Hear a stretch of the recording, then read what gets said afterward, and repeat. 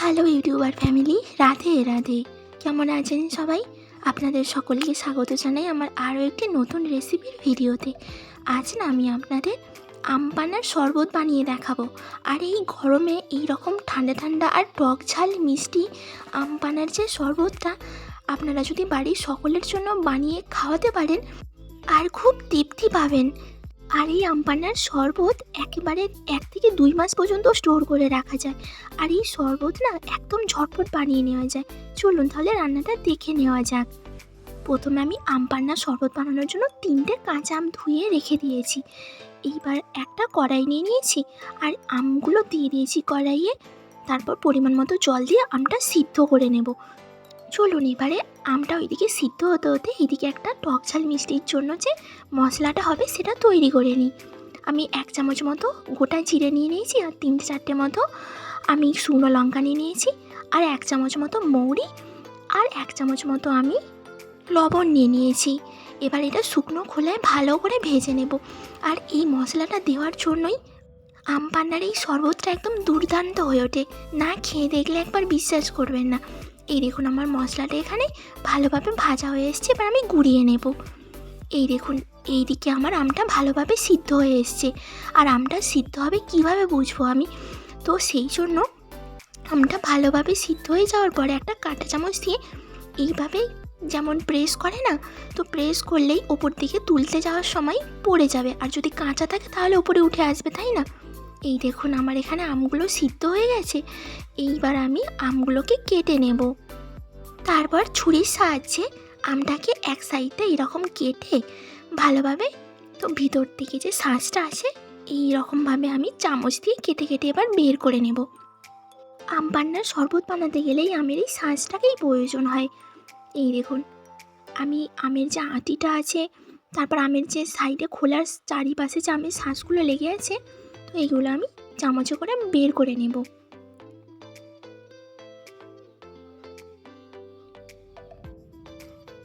এই দেখুন আমার এখানে একটা আমের শাঁস বার করা হয়ে গেছে। আমি আরও একটা আমের শাঁস এইরকম ছুরি দিয়ে কেটে বার করে নেব।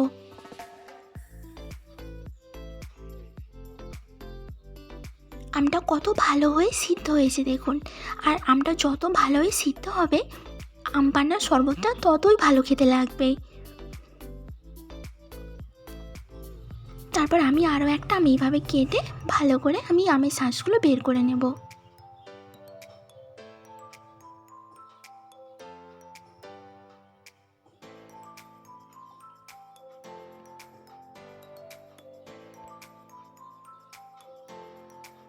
এই দেখুন আমার এখানে আমের শাঁসগুলো সব বের করা হয়ে গেছে। তারপর আমি চামচ দিয়ে একটু নেড়ে চেড়ে নিয়ে দেখুন কতটা ঘন ঘন লাগছে। তারপর আমি একটা মিক্সিং জার নিয়ে নিয়েছি। মিক্সিং জারেই আমের মিশ্রণটাকে আমি পেস্ট করে নেবো। আর পেস্ট করে নিলে অনেকটা ঘন ঘন শক্ত শক্ত এক এক জায়গায় আছে, তো একদম গলিয়ে দেবে।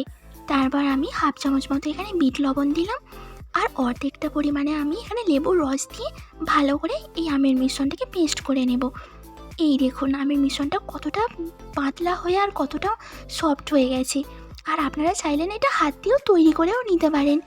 এবার চলুন আম পান্নার শরবত বানানোর জন্য আমের মিশ্রণটা তৈরি করে নেওয়া যাক। সেই জন্য আমি একটা কড়াই বসিয়ে দিয়েছি আর আমি পরিমাণ মতো 1 বাটি মতো চিনি দিয়ে নিলাম। আর চিনিটা তাড়াতাড়ি গলার জন্য একটু অল্প পরিমাণে জল দিয়ে দিলাম।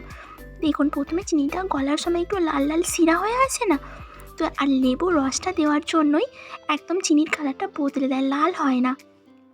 তারপর আমি আমের যে মিশ্রণটা করা ছিল, তো সেই মিশ্রণটা আমি ধীরে ধীরে এই চিনির রসে আমি দিয়ে দেব।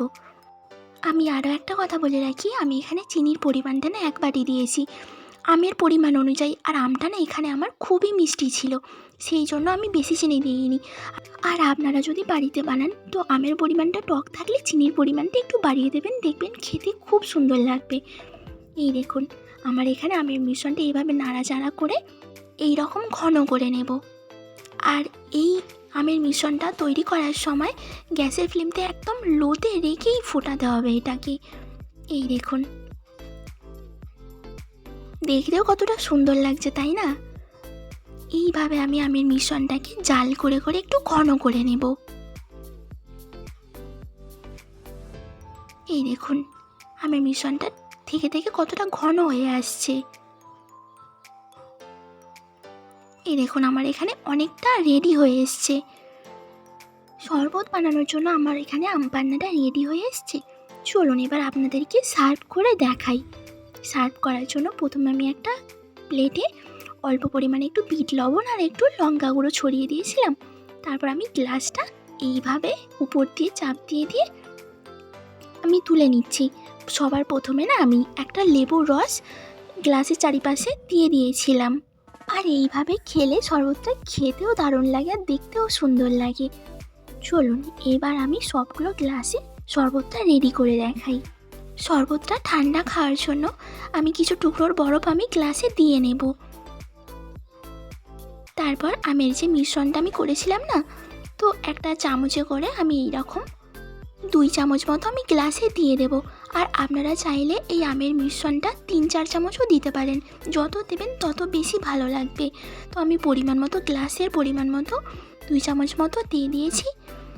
তারপর আমি ঠান্ডা জল ঢেলে দেব। এই দেখুন আমি এখানে গ্লাসে জল ঢেলে দিয়েছি।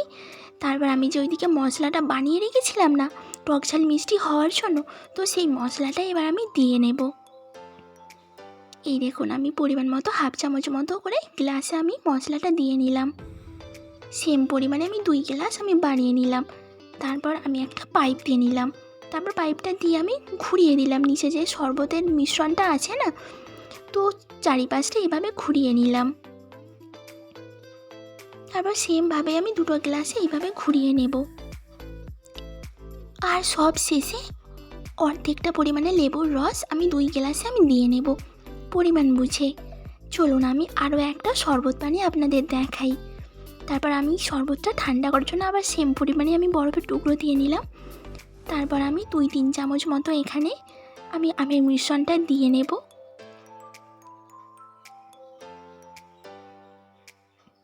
তারপর আমি ঠান্ডা জল ঢেলে দেব। এই দেখুন তারপর আমি অল্প পরিমাণে একটু লেবুর রস দিয়ে নেব। আর আমি যে মশলাটা দিয়েছিলাম না, তো মশলাটাও এখানে আমি সেম পরিমাণে দিয়ে নেব। এইবার রঙের জন্য একটা কথা বলে রাখি, আপনারা না পুদিনা পাতাকে বেটেও এখানে দিতে পারেন, তাই সবুজ রঙটা আর শরবতের খেতে খুব সুন্দর হয়ে থাকে। আর আমি এখানে ফুড কালার ব্যবহার করলাম যাতে দেখতে সুন্দর হয়। দেখলেন তো কতটা অল্প পরিমাণে দিলাম, মানে দেখতে সুন্দরের জন্য আমি অল্প পরিমাণে এখানে ফুড কালার দিলাম। এই দেখুন আমার এখানে শরবতটা একদম রেডি। তারপর আমি দেখতে সুন্দরের জন্য একটা লেবুকে স্লাইস করে কেটে আমি এইরকমভাবে গ্লাসে আটকে দিলাম। এই দেখুন আমার আম পান্নার শরবত একদম রেডি। তাহলে আপনারা দেখলেন তো আম পান্নার শরবত বানানো কতটা সহজ আর ঝটপটে বানানো হয়ে যায়। আপনারা না চাইলে এইরকমভাবে আম পান্নার মিশ্রণটা ফ্রিজে 2 মাস পর্যন্ত স্টোর করেও খেতে পারেন, আর ফ্রিজে না রেখে 1 সপ্তাহ পর্যন্ত রেখেও খেতে পারেন। আর আপনারা পারলে এইরকমভাবে একবার বাড়িতে শরবত বানিয়ে দেখবেন, খুব ভালো লাগবে খেতে। আজ তাহলে আমি আমার ভিডিও এখানেই শেষ করছি। খুব তাড়াতাড়ি দেখা হবে নতুন একটা রেসিপির ভিডিওতে। সবাই ভালো থাকবেন, সুস্থ থাকবেন, সাবধানে থাকবেন। রাধে রাধে।